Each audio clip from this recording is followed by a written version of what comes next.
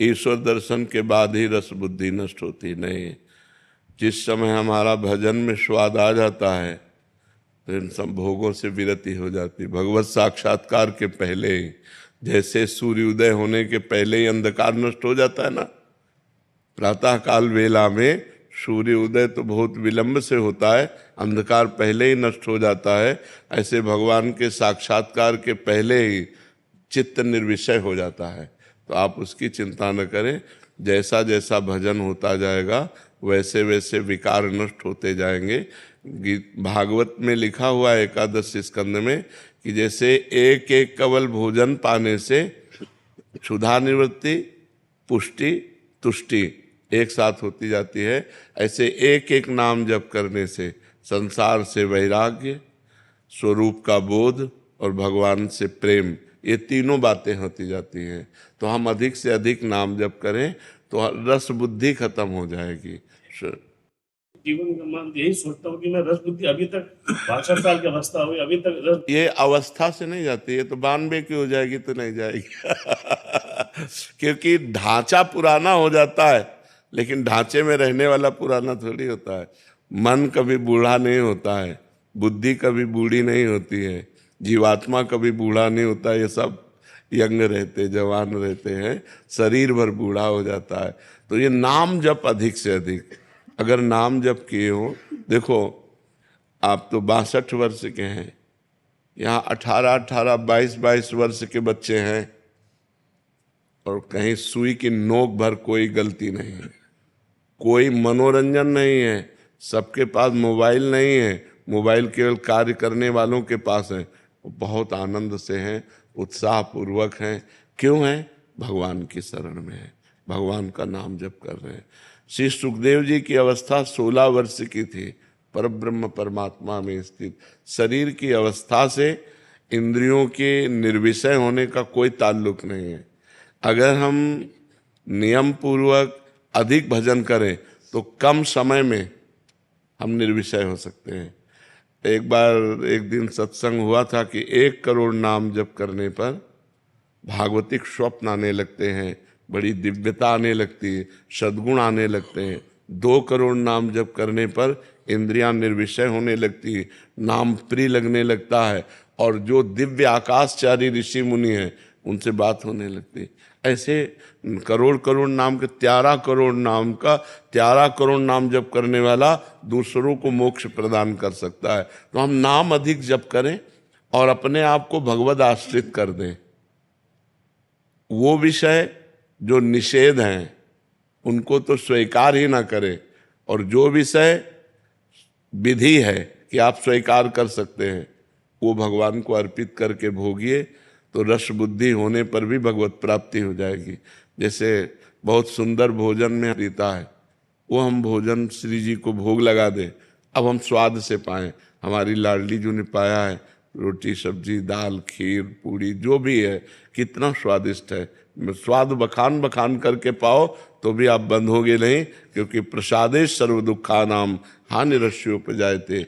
भगवत प्रसाद समस्त दुखों का नाश कर देता है और प्रसन्नता प्रदान करता है। ऐसे ही जो हमें विषय प्रिय है वो हम भगवान को अर्पित कर दें। जो विषय प्रिय है, नाथ ये आप देख लो, आपकी मर्जी हो तो इसकी प्रियता अपने चरणों में घसीट लो, आपकी मर्जी हो वैराग्य दिला दो, प्रभु मैं आपकी शरण में हूँ।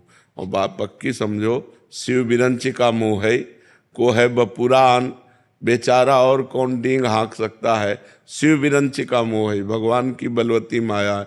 तो भगवान ही जब हमें निकालेंगे तभी हम निकल सकते हैं। तो हम ऐसे रहें, आश्रित रहें, शरणागत रहें और नाम जप करते रहें, और इसकी चिंता ना करें, चिंतन करें।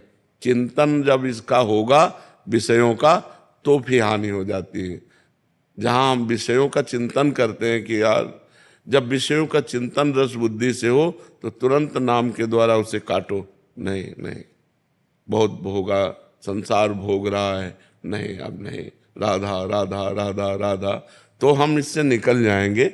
घबराने की जरूरत नहीं है, ये हमारे प्रभु की ही माया है, किसी दूसरे की नहीं है। नहीं, किसी दूसरे की होती तो घबराने की जरूरत थी। मेरे प्रभु की ही माया है, तो जिस दिन मेरे प्रभु डांट देंगे उसी दिन माया मुक्त हो जाएंगे।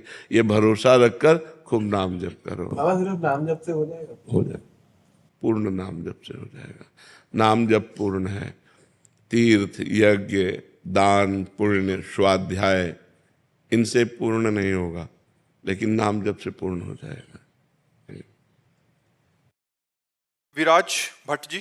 राधा वल्लभ श्री हरिवंश महाराज जी, क्या कोई ऐसा उपाय है जिससे मुझे रजोगुण और तमोगुण ना सताएं? हाँ, नाम है ना, जितना नाम जप करोगे, नाम त्रिगुणातीत है। वो रजोगुण तमोगुण से क्या, वो सतोगुण से भी ऊपर कर देगा। त्रिगुणातीत से त्रैगुण ने स्थिति प्रदान कर देगा। जितना हम अधिक, देखो खास बात क्या है, त्रिगुण रचना संसार है, भगवान त्रिगुणातीत है। संसार का चिंतन छूटे, चाहे मंत्र जप रहे हो, नाम जप कर रहे हो, या भगवान के पावन चरित्रों का चिंतन कर रहे हो, या चरित्र सुन रहे हो, या साधु संग महात्माओं का संग कर रहे हो, तो हमारा जब भगवान से संबंधित चिंतन होता है तो वो गुणातीत होता है। और जब संसार का चिंतन होता है तो वो सतोगुणी है तो सतोगुण बढ़ेगा, रजोगुणी है तो रजोगुण बढ़ेगा, तमोगुणी चिंतन है तो तमोगुण बढ़ेगा।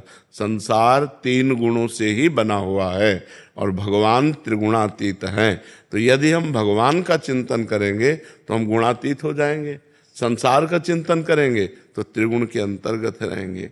तो यही डरप हरिवंश हित, जिनो भ्रमय गुण सलिल पर, जे नामन मंगल लोक त्यों, सो हरिपद भज न विलंब कर।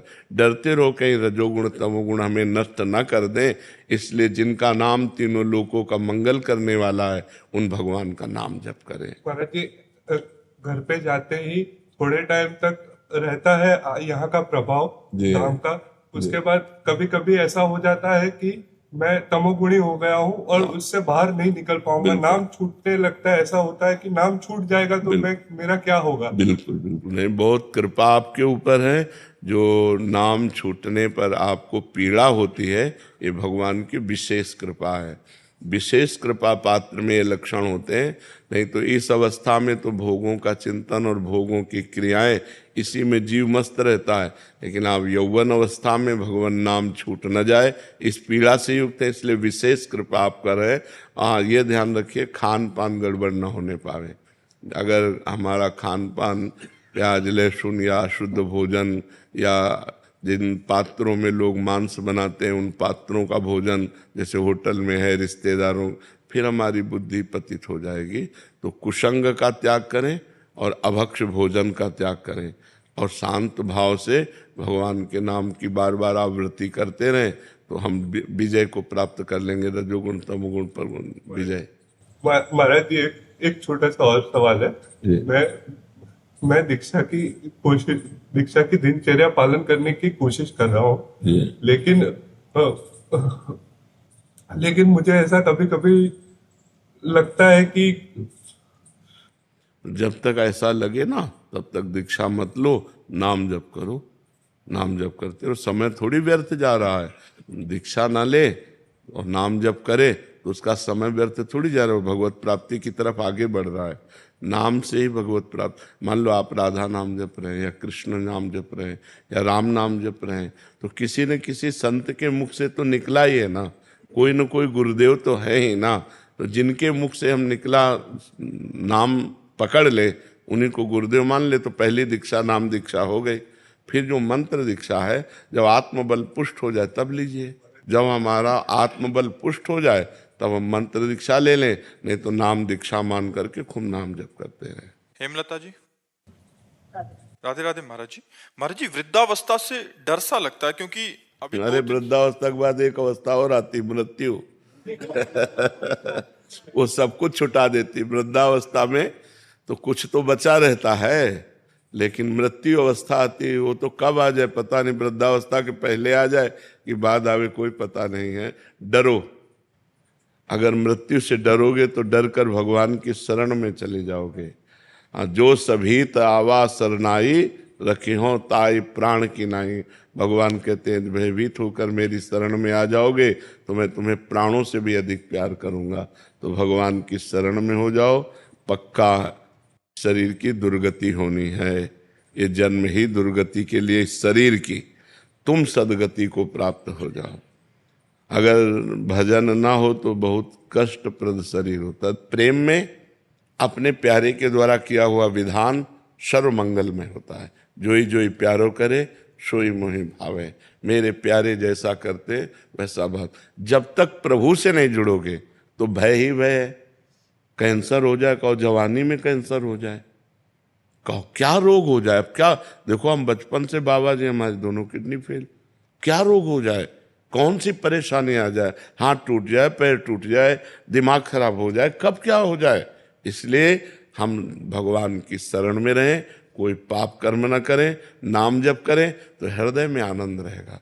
ऐसी स्थिति में भी हमारे हृदय में उत्साह है, हमारे हृदय में आनंद है, हमारे हृदय में एक शीतलता है, एक गंभीरता है, एक शांति है। ये हम इसलिए बता रहे हैं आपको कि हम भगवान की शरण में केवल इस बात से हम बच रहे नहीं, जैसे पूरे मकान में आग लगा दी गई हो और एक शीतल कमरे में कोई बैठा हो, आंच भी ना पहुंच रही हो, ऐसे हमें भगवान रख रहे हैं कि पूरे शरीर में भीषण कष्ट और हम आनंद में रह रहे हैं।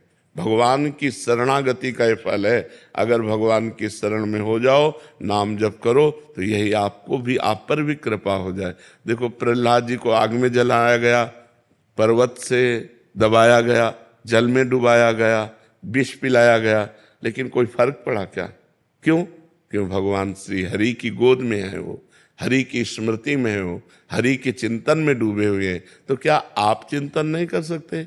विचार करो, क्या आप राम राम हरि हरि कृष्ण कृष्ण नहीं जप सकते? आप जप के देखो, इसे साधारण मत मानो, आप कह के देखिए, लोक और परलोक तुम्हारे दोनों मंगल में हो जाएंगे। भाव लगे ना लगे, श्रद्धा बने ना बने, मन लगे ना लगे, केवल जबरदस्ती जपिए। जैसे एक गरीब आदमी ओवर टाइम भी मेहनत करता है पैसे के लिए, ऐसे अधिक से अधिक समय नाम जप कीजिए। देखिए ये लोक और परलोक सब मंगल हो जाएगा, सब जगह आनंद हो जाएगा। रश्मि जी दिल्ली से। अलका जी। महाराज जी आप दोनों का एक जैसा था कि महाराज जी जब सामने परिस्थिति आती है, जब कोई कटु वचन बोलता है, तब नाम क्यों नहीं सुनाई देता? बहुत कोशिश करने पे भी मुख से प्रतिक्रिया हो जाती है। अभ्यास की कमी है। यदि अभ्यास करे, पागल आदमी यदि रोड में कटु वचन कहता हो, गाली देता हो, तो आपको बुरा नहीं लगेगा, क्योंकि आपको पता है आदमी पागल है। क्यों? पागल आदमी जैसे आपको गाली देने लगे या आपको मारने लगे तो आप उसके प्रति बुरा नहीं करेंगे, क्योंकि आपके अंदर एक भावना रहती है ये आदमी पागल है। ऐसे ही जब कोई हमें गाली देता है तो हम विचार के द्वारा समझे अभी ये पागल है, ये क्रोध से पागल हो गया, ये ईर्ष्या से पागल हो गया है, ये द्वेष से, ये बेचारा दया का पात्र है, इस पर क्या नाराजगी करें। जब हम भावना बदल देंगे तो हमें आनंद मिलने लगेगा। यदि हम ऐसी बात सोचने लगें या फिर ये सोचे मेरे भगवान इसमें विराजमान है, मेरा कोई कर्म है जिस कर्म को पवित्र करने के लिए भगवान इसके अंदर से प्रतिकूलता, कटुवचन, अपमान, तिरस्कार दे रहे हैं, मुझे सह लेना चाहिए, सहने से मेरे पाप नष्ट हो जाएंगे। तो हम अगर विचारवान हैं तो हम बच सकते हैं, अगर विचारवान नहीं है तो एक गाली दी हम 2 गाली दे दिए, ये सब ठीक नहीं है। भजन करने वाला उपासक करत जे अनुशहन निंदक तिनहु पे अनुग्रह कियो। जो हमारा अपमान करें, जो हमारी निंदा करें, जो हमें दुख दें, उनको भी भगवान सुख दें, उनकी बुद्धि शुद्ध कर दें। वो बेचारा दोषी नहीं है, उसकी बुद्धि दूषित है, अगर बुद्धि ठीक हो गई तो बहुत अच्छा आदमी हो जाएगा। तो हे भगवान, जो ये हमारे सामने हमको गाली दे रहा है, नाथ इसकी बुद्धि शुद्ध कर दो, इसको आनंद प्रदान करो। ये भजन करने वालों का स्वभाव होता है। तो फिर भजन में हानि नहीं होगी। और अगर हम दूसरे का मंगल मनाने लगे, बुरा मनाने लगेंगे, तो वहाँ बुरा जब होगा हमारा पहले बुरा हो जाएगा कि हमारा भजन छूट जाएगा, हमारा हृदय मलिन हो जाएगा, हमारा हृदय जलने लगेगा। जी। राज प्रकाश शर्मा जी भोपाल से। दंडवत महाराज जी। महाराज जी प्रातः स्मरणीय पूरी पीठाधीश्वर महाराज जी जो शंकराचार्य जी महाराज जी हैं, कृपा से दास को उनके सानिध्य एवं संरक्षण का सौभाग्य प्राप्त हुआ। सेवानिवृत्त होने के पश्चात जब श्रीधाम वृंदावन में वास हेतु गुरुदेव ने आज्ञा प्रदान की, तब उन्होंने ये भी निर्देश किया कि वृंदावन में निवास के लिए किसी संत महापुरुष अथवा ब्रजवासी वैष्णव से वहां की रहनी रिवाज की जानकारी लेकर तथा उनकी अनुमति प्राप्त कर ही ब्रजधाम वास कीजिएगा, उचित रहेगा। इस संदर्भ में गुरुदेव, मैं आपके श्री चरणों में निवेदन करता हूँ कि मुझे वृंदावन वास की रहनी की शिक्षा और मर्जी कैसे। सबसे सार बात है, देखो आप गृहस्थ धर्म से युक्त हैं, आपने जो भी कमाया है उस कमाई हुई वस्तु से ही आप अपना भरण पोषण करें। यहाँ के किसी ब्रजवासी या किसी वैष्णव या किसी संत के प्रति कभी दोष दृष्टि न करें। वो आपको गाली दे, वो आपके प्रति अवहेलना की भावना रखे तो भी, मान लो आप जैसे वास कर रहे हो तो यहाँ के ब्रजवासी भगवान के पार्षद हैं, तो बस हम सौम्य और शांत रहें। किसी संत की निंदा, वैष्णव धाम है यहाँ बहुत से वैष्णव जन हैं, तो किसी वैष्णव की निंदा ना करें और रज रानी का सेवन करें। रज रानी अगर हो सके तो रज के पात्र में भोजन पाइए, बहुत पवित्र भोजन हो जाता है। जब हम यहाँ के रज में बनी हुई पात्र जो है ना वो मिलते हैं, कामा में मिलते हैं, अपने लोग जितने भी सब साधक हैं सब उसी में पाते हैं। और अपनी सैयाग में थोड़ी रज डाल लीजिए, जैसे ऐसे रज डाल लिया और ऊपर से बिछौना बिछा लिया तो हम रज में ही सोते हैं, रज के पात्र में खाते हैं। यहाँ रज का बहुत बड़ा महत्व है, ब्रज रज का बहुत बड़ा महत्व है। और हो सके तो 1-2 रोटी निकाली, गऊ को पवा दी, चिड़िया पक्षियों को पवा दिया, कुछ दाना 100-200 ग्राम लेकर डाल दिया, जिससे जैसे कबूतर हैं, अन्य पक्षी हैं, वो दाना चुन ले। यहाँ के पक्षियों की सेवा, यहाँ के ब्रजवासियों की सेवा, संतों की सेवा अगर ना बन सके तो हम अपराध न करें और धाम में पड़े रहें। और वृंदावन बस के इतनो बड़ो सयान कि जुगल चरण के भजन में निमिष न दीजिए जान। पलक झपकने के समय को निमिष कहते हैं। एक निमिष भी हम प्रभु का चिंतन न छोड़ें, यही धामवास की रहनी है। हम रज का सेवन करें, सबसे झुक के रहें, किसी की निंदा स्तुति न करें, अपनी कमाई का खाएं और भगवान नाम जप करें, इसी से सब हो जाएगा। सरल शब्दों में धामवास की रहनी गृहस्थ धर्म से युक्त होकर के। जी। नमिता पवार जी, पुणे महाराष्ट्र से। राधे राधे महाराज जी। महाराज जी, अगर स्वर्ग और नरक में हम पुण्य और पाप के फल भोगते हैं तो हम धरती पर कौन से पापों और पुण्यों का प्रारब्ध भोगते हैं? जब सजा होती है तो जुर्माना भी होता है कि नहीं होता? कि 10 साल की सजा और 1 लाख रुपया जुर्माना होता है ना। तो ऐसे ही शेष बचे हुए कर्मों को जो जुर्माना रूप होते हैं वो यहाँ मृत्यु लोक में भोगना पड़ता है। बकाया पूर्ण हिसाब किताब तो नरक और स्वर्ग में होता है। पुण्यों का स्वर्ग में और पाप का नरक में। और बचे हुए पाप, जो पुण्य और पाप होते हैं, उनसे मिश्रित मानव देह बनता है। पुण्य दे देव दे, पाप दे यातना दे, और पाप और पुण्य मिश्रित दे मानव दे। तो इसमें कुछ पाप, ज्यादा नहीं, कुछ पाप और कुछ पुण्य मिलाकर बनाया जाता है, जिससे कभी सुख कभी दुख, कभी सुख कभी दुख, ये पूरे जीवन चलता रहता है। लेकिन देवलोक में दुख नाम की चीज नहीं है, नरक में सुख नाम की चीज नहीं है। यहाँ सुख और दुख दोनों हैं। अगर भजन कर लो तो पाप और पुण्य दोनों को नष्ट करके परम सुख को प्राप्त हो सकते हो, जो सुख और दुख दोनों से परे है। ये मानव देह में विशेष योग्यता है कि वो भगवान का भजन करके शुभ और अशुभ को नष्ट करके वो परमात्मा प्राप्ति कर सकता है, वो आत्यंतिक सुख प्राप्त कर सकता है। ये न देव शरीर में है न यातना देह में है, ये केवल मानव देह में ही सुविधा है कि आप भजन करके भगवान को प्राप्त हो सकते हैं। डॉक्टर विनीशा जी, जयपुर से। राधे राधे महाराज जी। महाराज जी, जब किसी से प्रेम करते हैं उसके विषय में सोचना नहीं पड़ता, स्वतः ही उसकी याद आती है। ईश्वर से प्रेम कैसे होगा? ऐसा कैसे, ऐसी कैसे बात करती हो? उसका रूप, उसका गुण, उसका स्वभाव, उसकी चाल ढाल, ये सब हमारे दिमाग में चलती है। प्रेम ऐसे हो जाता है।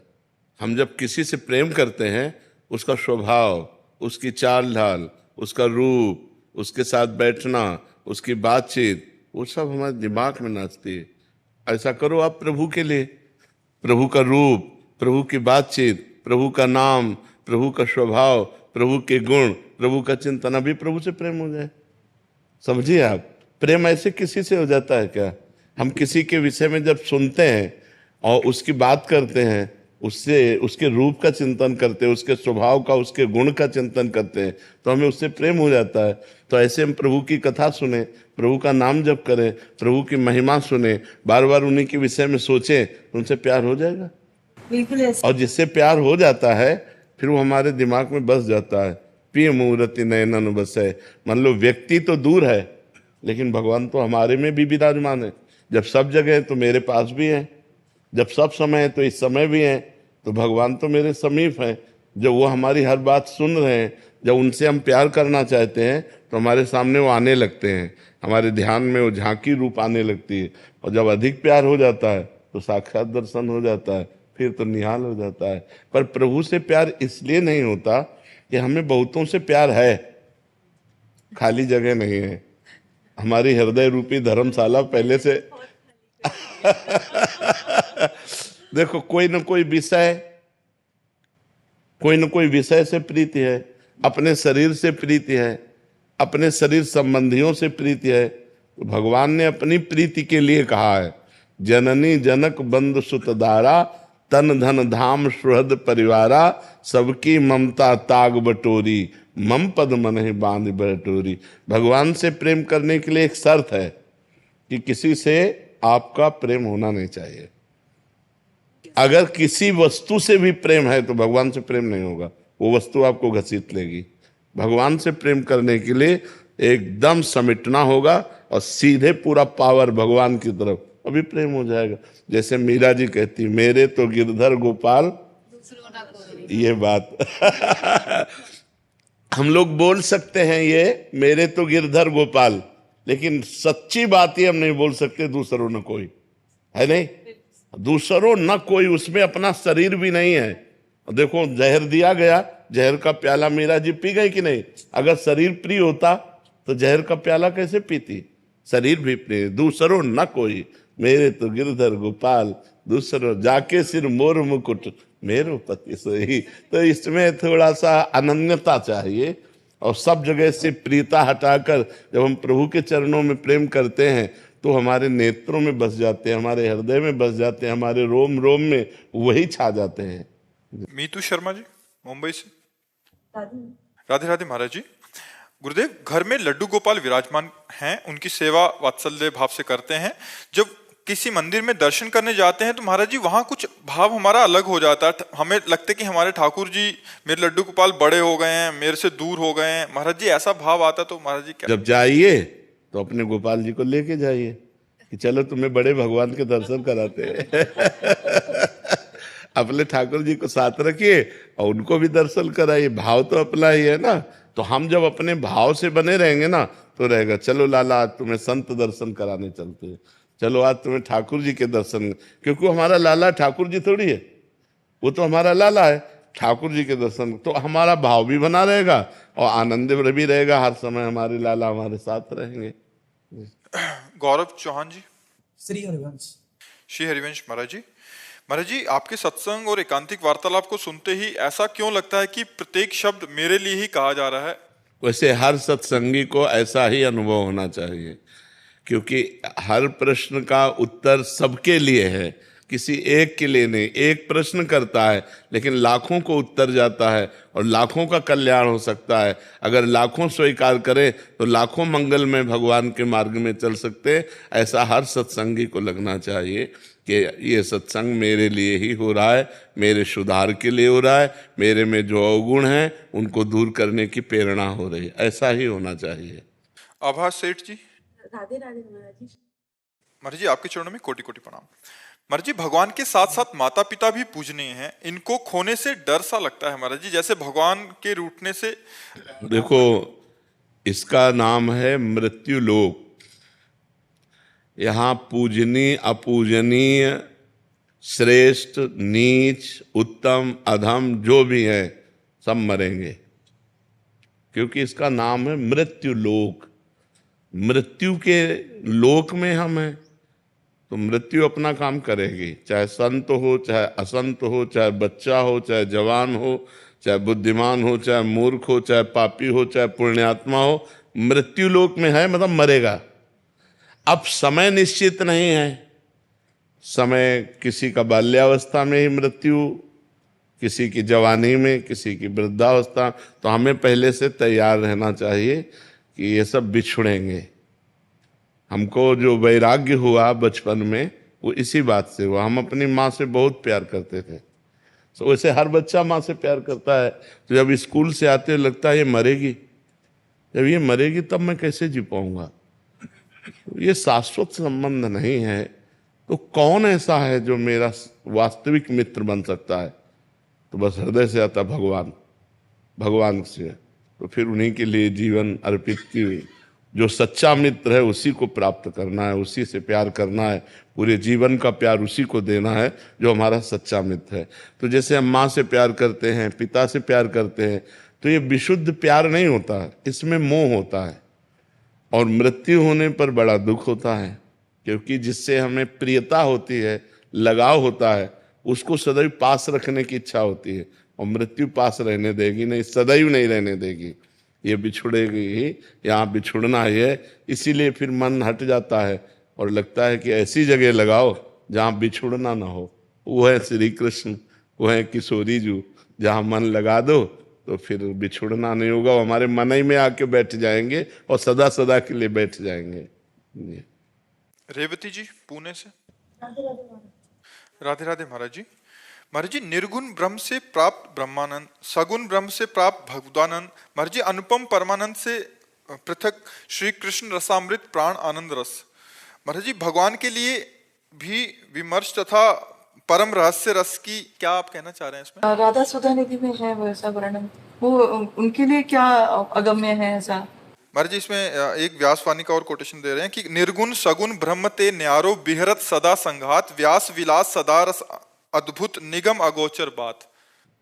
इसमें तुम्हें क्या संशय है? श्री कृष्ण के लिए भी कुछ अगम्य है ऐसा? श्री कृष्ण के बहुत रूप हैं, एक ही रूप थोड़ी तुम जानते हो।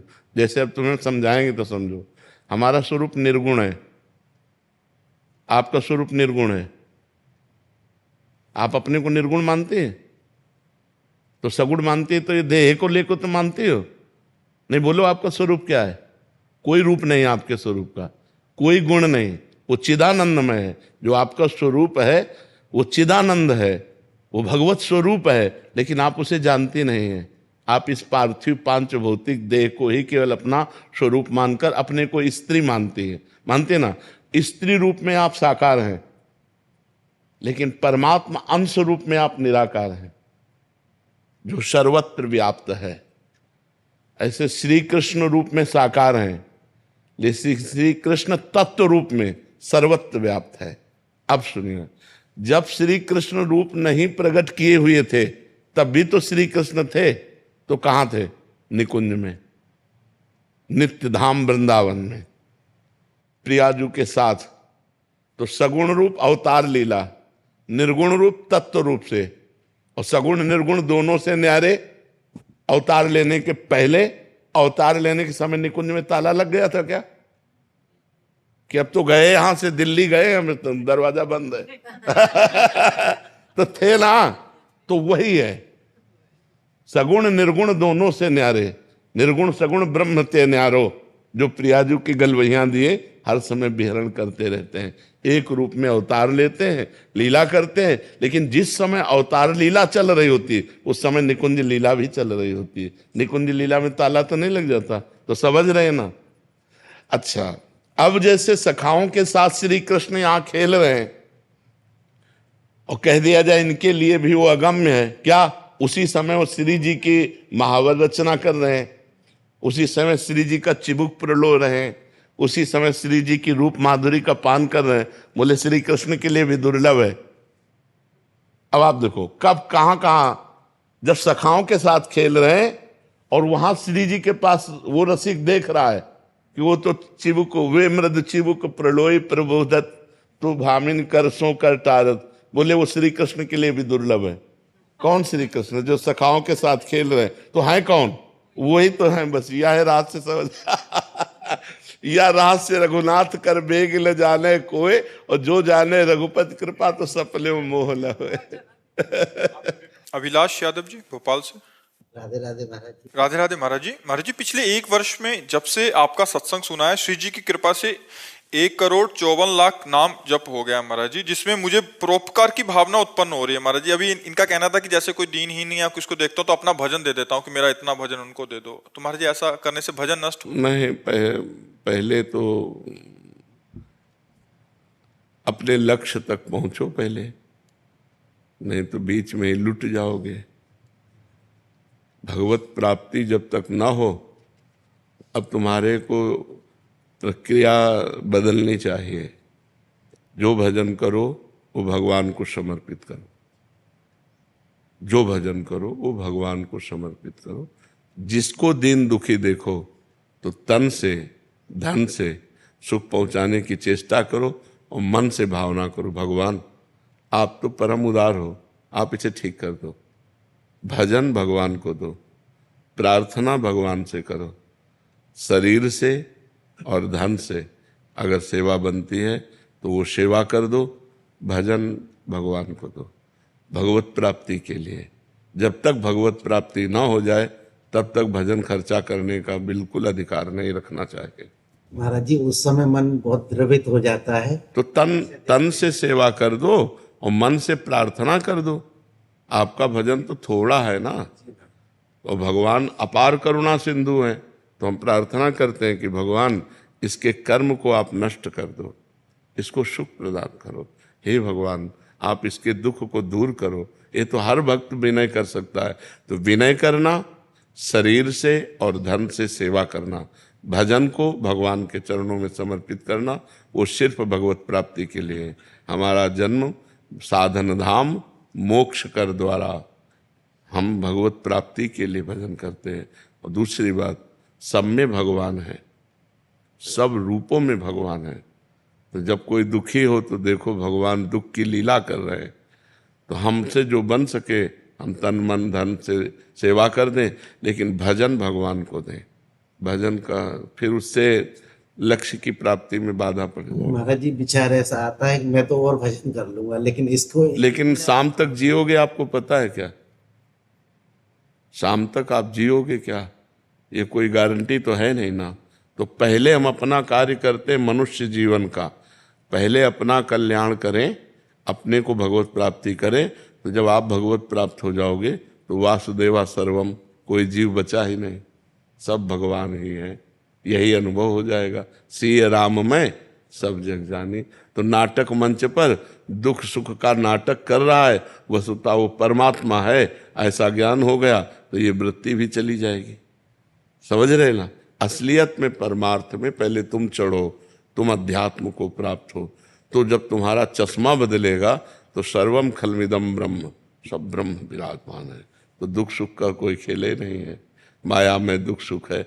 जैसे स्वप्न में दुख सुख होता है तो जागृत में मिट जाता है, ऐसे ही जागृत का दुख सुख ज्ञान में मिट जाता है। जब आप ज्ञान को प्राप्त होगे, भगवान को प्राप्त होगे, तो न दुख है न सुख है, वही सच्चिदानंद परमात्मा स्त्री पुरुष रूप धारण किए हुए लीला कर रहा है, ऐसा अनुभव आएगा। तो अपने भजन को भगवान को समर्पित कर। महाराज जी, आपके चरणों में कोटि कोटि प्रणाम। महाराज जी, मेरी उम्र 48 वर्ष है। हम दोनों पति पत्नी पिछले 2 वर्षों से दीक्षित हैं। दोनों मिलकर गुरुदेव भगवान के बताए मार्ग पर चलने का अथक प्रयास भी कर रहे हैं। महाराज जी, मेरे अंदर काम भाव बिल्कुल नहीं है, लेकिन गुरुदेव की वाणी के अनुसार उनका काम भाव पूरा करने के साथ देती हूँ। लेकिन मेरे मन में बहुत जलन होती है, 2-3 दिन तक भजन रुक जाता है महाराज जी, बिगड़ जाता है। ऐसे में महाराज जी मुझे क्या करना चाहिए? नहीं, अगर हमें ये भाव आ जाए कि हम अपने पति की सेवा करते हैं, उसे काम भाव क्यों देखें? भक्ति भाव में सेवा भाव है, और पति को हमने भगवान माना है, और पति को हमने अपना हाथ समर्पित किया है। अगर उनका इस शरीर पर अधिकार है और वो काम भाव से इसका सेवन करते हैं तो हमें प्रसन्न रहना चाहिए। हमें काम सुख का स्वाद नहीं लेना, लेकिन अपने पति को संतुष्ट करने के लिए तो उसमें न जलन होनी चाहिए, न खुशी होनी चाहिए, समभाव होना चाहिए। मेरी कोई इच्छा नहीं है, आप हमारे पति हैं, जैसी आज्ञा करें। शांति एकदम। 2-3 दिन भजन रुक जाना या पर, ये केवल आपके भाव की परेशानी और कोई परेशानी नहीं है, केवल भाव की परेशानी। एक बार भाई जी से, हनुमान प्रसाद पोद्दार जी से, उनकी पत्नी ने कहा कि आप तो भगवत प्राप्त हो गए काशी में, कहा आप भगवत प्राप्त हो गए, हम तो गृहस्थ हैं, हमें संतान चाहिए। अब आप भगवत प्राप्त हैं तो कैसे संतान होगी, क्योंकि भगवत प्राप्त के अंदर काम ही नहीं होता। तो उनका, तुम केवल इतना देखो, ये हनुमान प्रसाद पोद्दार मेरा पति है, बस ये हनुमान प्रसाद पोद्दार तुम्हारे लिए सिर्फ तुम्हारा पति है, भाई जी महाराज ने। और इसके बाद सावित्री नाम की कन्या प्रकट हुई। तो धर्म में काम भगवान का स्वरूप है, वो निषेध नहीं है। अधर्म में काम, अभी किसी अन्य पुरुष के प्रति आपकी भावना हो तो ये निंदनीय है, लेकिन अपने पति यदि ऐसा करते हैं तो ना हमें क्षोभ होना चाहिए, ना हमें रोष होना चाहिए, और ना हमारे भजन में फर्क पड़ना चाहिए। हमारी सेवा हो रही, हमारे पति हैं, तो इसको निगेटिव में मत लीजिए, नकारात्मक भाव में मत लीजिए। नेगेटिव में नहीं लेते, लेकिन कुछ चीजें ऐसी थी जिन्हें छुड़ाया गया आपकी वाणी के द्वारा ही छुड़ी उन्होंने, और अब वो चीजें बार बार आंखों के सामने आ जाती है जब भी ऐसा होता है। देखो, इस शरीर को प्रिय अपना मत मानो, अपना स्वरूप मत मानो। जैसे हमने ये कपड़ा दे दिया, अब इसे चाहे पैरों से रौंद दो, चाहे माथे पे बांध लो, हमारा कोई अधिकार नहीं। ऐसे हमने ये तन मन धन सब भगवान को दे दिया, और अपने पति में हम भगवान की भावना करते हैं। अरे बिल्कुल, आप सोच केवल बदल दो, केवल सोच बदलनी है। हाँ, केवल सोच बदल दो, इससे कोई फर्क नहीं पड़ता। अपने धर्म का पालन करते हुए यदि हम विषय सेवन करते, कोई फर्क नहीं पड़ता। और धर्म विरुद्ध हम केवल चिंतन कर ले तो फर्क पड़ जाएगा। धर्म के विरुद्ध नहीं चलना, धर्म से युक्त चलना है। भगवान ने बनाया ही ये संसार ऐसा है। अगर वो निष्काम है तब तो बहुत बढ़िया है, आप भी निष्काम रहिए। अगर वो सकाम है, अगर आप उनका साथ नहीं देते, फिर वो इधर उधर दृष्टि डालें, तो कम एक साथी तो हमारा बिगड़ रहा है ना। तो ऐसा नहीं चाहिए, हमें बहुत प्रेम पूर्वक उनका साथ देना चाहिए।